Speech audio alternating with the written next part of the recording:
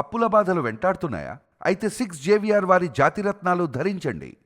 Hello అండి, అందరికీ నమస్కారం. నేను మీ కట్ట కార్తీక్. తెలంగాణ ముఖ్యమంత్రి రేవంత్ రెడ్డి అనవసరపు వివాదంలో ఇరుక్కున్నారు. తన నోటి దూలతోటి హిందూ దేవులని అవమానించేలా మాట్లాడి ఆయన అనవసరపు వివాదంలో ఇరుక్కున్నారు. నేనైతే ఆ కామెంట్స్ని తీవ్రంగా ఖండిస్తున్నాను. ఒక్కసారి ఆ కామెంట్స్ ఒకసారి వినే ప్రయత్నం చేయండి.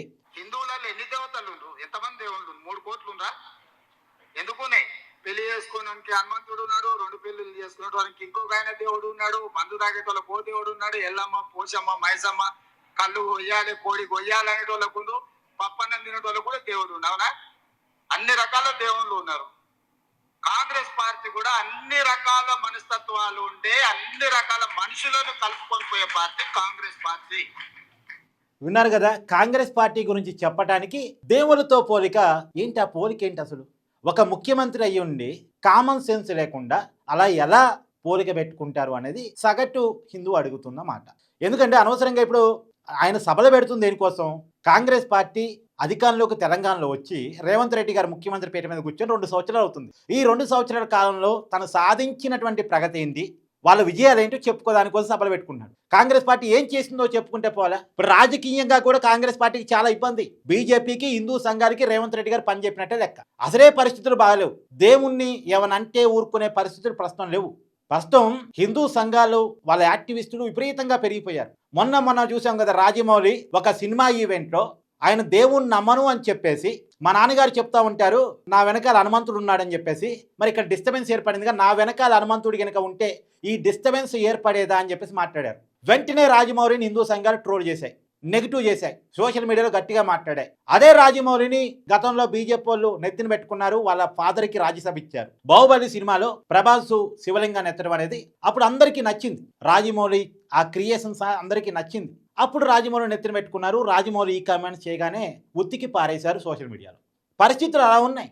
అలాంటి పరిస్థితుల్లో అందులో ముఖ్యమంత్రి పదవి మీద ఉన్నప్పుడు ఆచి తూచి మాట్లాడాల్సిన రేవంత్ రెడ్డి గారు ఇలా మాట్లాడటం కొంత బాధించే విషయమే. ప్రస్తుతం పరిస్థితులు కూడా, అంటే రేవంత్ రెడ్డి గారు మాటను సమర్థించాలని కాదు, నేను వ్యతిరేకిస్తున్నాను, పూర్తిగా ఖండిస్తున్నాను. కానీ చిన్న చిన్న కామెంట్స్ని కూడా వివాదాలుగా మార్చే రోజులివి. మనుషుల కంటే మనోభావాలే ఇంపార్టెంట్ అనుకునేటువంటి రోజులివి. మనుషుల కంటే మనోభావాలే ఇంపార్టెంట్ అనుకునే రోజులివి. రియాలిటీ కంటే రిలీజనే ముఖ్యం అనుకుంటున్న రోజులివి. ఒకప్పుడు జాషువా తినటానికి జనానికి తిండి లేదు, కానీ మనకి మాత్రం ముక్కోడి దేవతలు ఉన్నారు అని పద్యం రాస్తే ఆ రోజుల్లో చెల్లుబాటైంది. భక్త రామదాసు దేవుణ్ణి ప్రశ్నిస్తే ఆ రోజుల్లో చెల్లుబాటైంది. ఆ జనం దాన్ని రిసీవ్ చేసుకోగలిగారు. కానీ ఇప్పుడున్నటువంటి సెన్సిటివ్ పరిస్థితుల్లో ఏ చిన్న వ్యాఖ్యని రిసీవ్ చేసుకోవడానికి హిందువులు సిద్ధంగా లేరు. అలాంటిది ఏకంగా పెద్ద కామెంట్స్ చేశారు రేవంత్ రెడ్డి గారు. ఇప్పుడు తాగే వాళ్ళకి దేవుడు ఉన్నాడంటే దేవుడు అవును తాగమని చెప్తాడా? తాగటం అనేది మనిషి బలహీనత. ఏ దేవుడు తాగమని చెప్పడు, జీవహింస చేయమని చెప్పడు.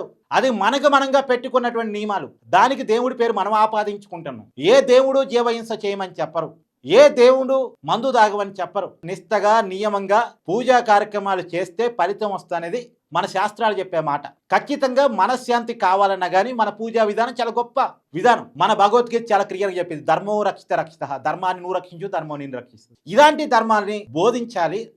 బోధించడం ఇష్టం లేకపోతే కామగా ఉండాలి. కానీ దేవుళ్ళ గురించి ఇష్టం వచ్చిన వ్యాఖ్యలు చేయటం ముఖ్యమంత్రి స్థాయిలో ఉండి రేవంత్ రెడ్డి గారికి కరెక్ట్ కాదేమో, ఆలోచించుకో. ఏది ఏమైనా రేవంత్ రెడ్డి గారి కామెంట్స్ తెలంగాణలో చాలా పెద్ద వివాదంగా మారే, రాజకీయంగా కాంగ్రెస్ పార్టీకి నష్టం చేకూర్చేటువంటి వ్యాఖ్యలుగా వీటిని నేనైతే చూస్తున్నాను. మీకేమనిపిస్తుందో కామెంట్ రూపంలో తెలియజేయండి. Thank you.